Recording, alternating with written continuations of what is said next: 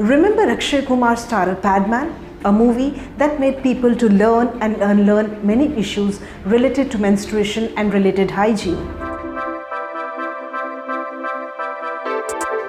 Well, that was one of its kind effort to deal with a major issue like menstrual hygiene. The discussions it triggered have percolated into the psyche of many, but not most. Today, May 28 is Menstrual Hygiene Day. The day gains prominence as we feel it's time to break the persisting taboos, raise awareness about the importance of menstrual hygiene management for menstruating women and adolescent girls, and engage decision makers in raising the political priority of MHM. Though globally, more than half of women are reproductive age, many lack access to hygiene products and adequate sanitation facilities. As defined by the World Health Organization and UNICEF, MHM means that women and adolescent girls are using a clean material to collect blood, they have privacy to change their materials, they have soap and water for washing the body, and they have access to safe and convenient facilities for disposing of menstrual waste. The theme of MH Day this year, it's time for action. This year, MH Day recognizes that periods do not stop for pandemics. It is important to collectively work and change the negative social norms surrounding menstruation and also catalyze progress towards empowering women and girls. Over 800 million women and girls menstruate every day, yet across the globe they face barriers like being prevented from attending work and school while they bleed. Even when they do attend while menstruating, the lack of access to menstrual hygiene products, lack of sanitation, infrastructure such as private toilets and hand washing facilities, and lack of menstrual hygiene knowledge can prevent women and girls from reaching their full potential in the classroom, in the workplace, and at home.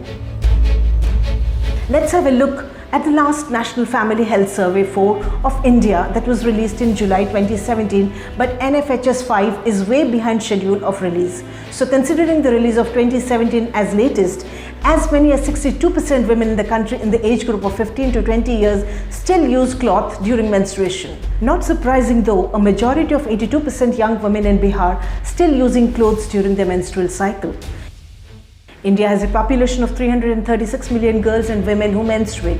Over 57% of these girls and women aged between 15 and 24 use locally or commercially produced pads as per the survey. 42% young women in the country use sanitary napkins, while 60% use locally prepared ones. Majority of women in rural areas did not use a hygienic method of menstrual protection, with the survey findings indicating that only 48% of those surveyed in rural India use sanitary napkins during the menstrual cycle, as against 78% in urban parts of the country. Mizoram, Tamil Nadu, Kerala, Goa and Sikkim fared well in terms of percentage of women who use hygienic methods, while Maharashtra, Karnataka and Andhra Pradesh had low percentage of women using safe methods. The problem persists even when pads are being provided to women at bare minimum prices by the government. At some places, of course, the regularity of supply is not being ensured, but many girls reportedly are too shy to ask for them from health workers designated to provide them. In Odisha, the NHFS 4 data showed 53% of women using unhygienic methods and around 69% opting for cloth. Hygienic methods necessarily include commercial sanitary napkins and locally prepared sanitary napkins, and the unhygienic pertains to use of cloth and paper. As per reports, only 33% women in Odisha use sanitary napkins as against the national average of 57.6%. Only 30.3% women in rural areas have access to napkins, though 49.4% urban women use it as a method of menstrual protection. The national urban and rural divide is 77.5% and 48.5%. Mostly, cloth is the preference of about 65.5% adolescent girls between the age 15 and 19, 72.7% young women in 20 to 24 age group. More than half of the women population in the state are unaware about the period hygiene, as only 47.4% menstruating women use a hygienic method and a minuscule 2.4% use tampons for protection. The NHFS 4 survey also pointed to a fact that education level also contributes to women using hygienic or unhygienic methods. While 92% women who use cloth were illiterates, 87.3% are school dropouts.